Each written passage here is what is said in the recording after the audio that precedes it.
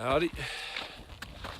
So as always seems to happen, as soon as I pull out this camera, trail goes up.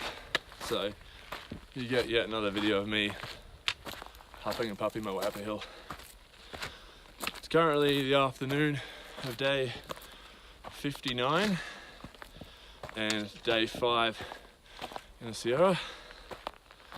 And today was Mount Whitney Day, which probably already got some videos you've seen now of that.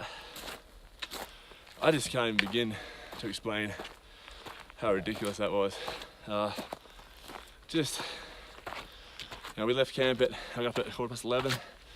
We were hiking just after midnight. Took 5 hours to reach the summit from where we were, and it was just near full moon, crystal clear night, stars, all the snow-capped peaks illuminated by the moonlight. Almost didn't need headlamps. All the frozen lakes, just breathtakingly beautiful. I've never seen anything like it. I really wish I started this video after this hill. Just stunning. It's one of those things. I found myself walking along. Initially we started with, there's about 10 of us all up that we're heading for the summit. And we all kind of went in dribs and drabs. So I started in a group of 4 with Nono and a Kiwi couple who I night hiked out of Cahoon Pass with a while ago.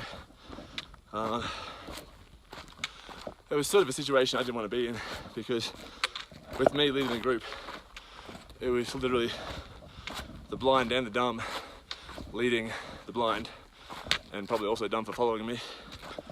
So it wasn't an ideal situation, but as the flatter miles were on, we ended up spreading out anyway.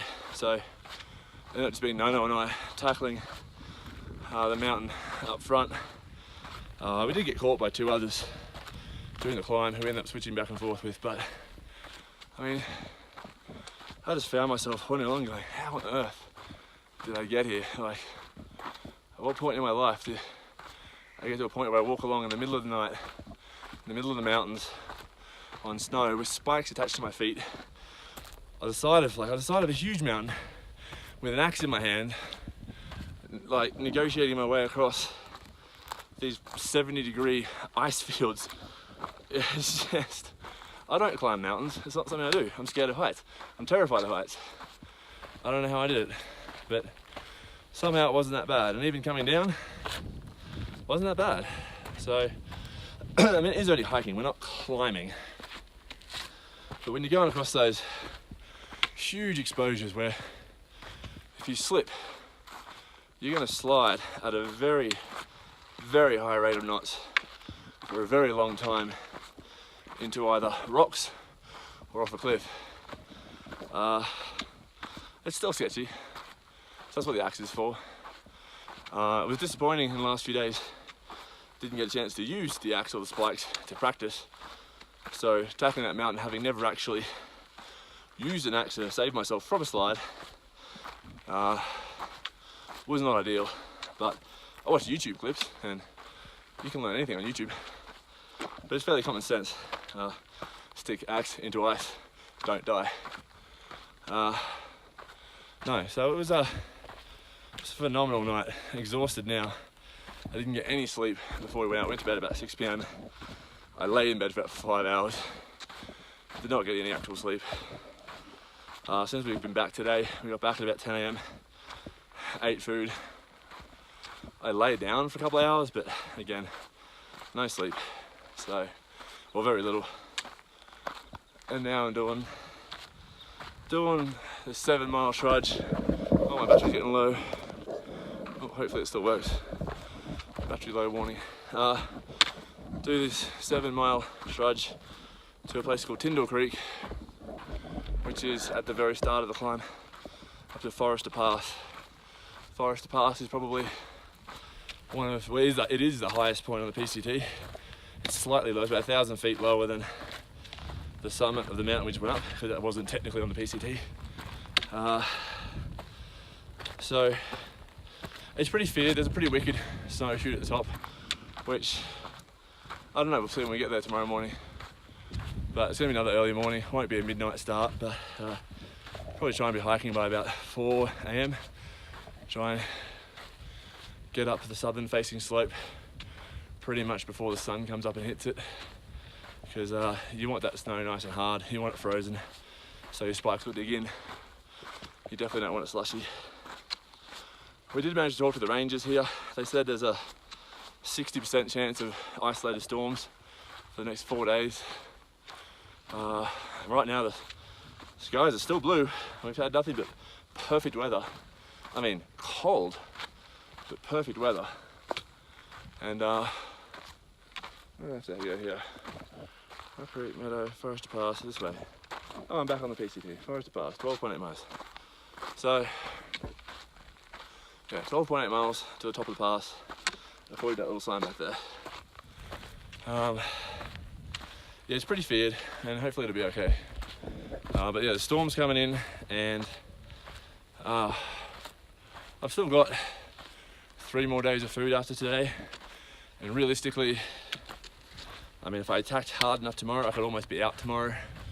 But a more real approach will be get most of it done tomorrow, get over Forester Pass, get to the base of the next pass, which is Kearsarge Pass, also fairly sketchy apparently, and then up and over that and out to Bishop for beer, because this has been a mentally exhausting section.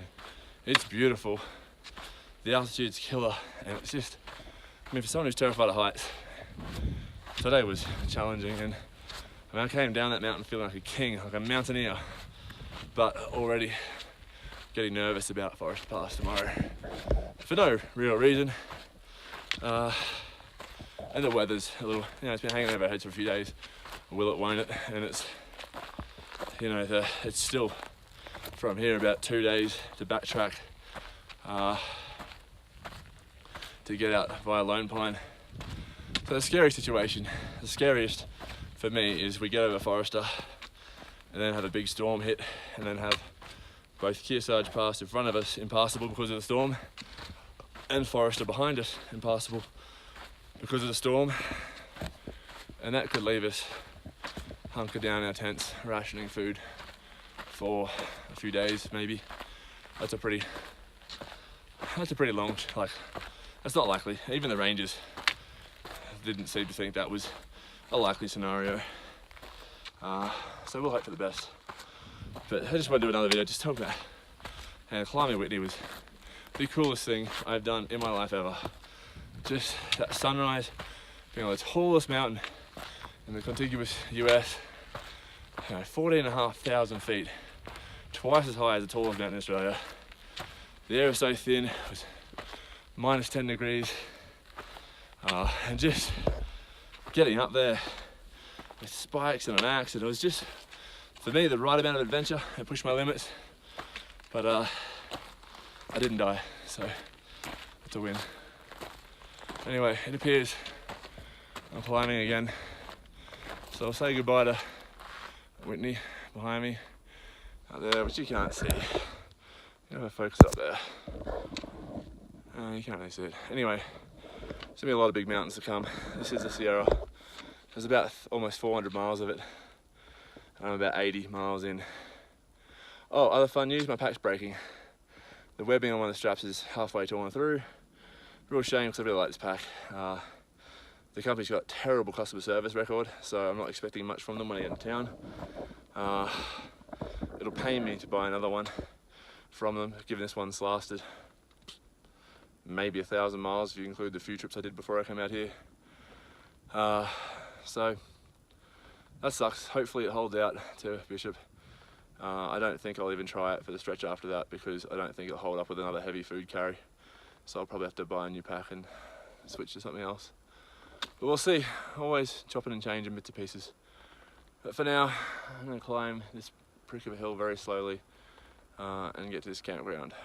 So I'll leave it there. Well, my feet are cold and wet. I've had quite a few creek crossings this afternoon, which I haven't been able to get across without getting my shoes wet. But when you get views like this, it kind of makes up for it. I mean, this is just ridiculous. Out the other side isn't too bad either. Bit of a storm brewing out there, but from what I can tell, as long as it stays over there and doesn't come any closer towards us, it doesn't seem to be, it won't be dumping snow on where we need to go tomorrow. Well, tomorrow, yeah. The day after, it might be dumping snow on where we need to go the day after, but that's the future's problem. For now, 2 miles to go, downhill, taking set up camp for the night. It is about 6:30 p.m. I don't know, it doesn't look like it, but it is. And I like to be in bed pretty early because I dare say I'll be hiking by 4 or 5 a.m. tomorrow.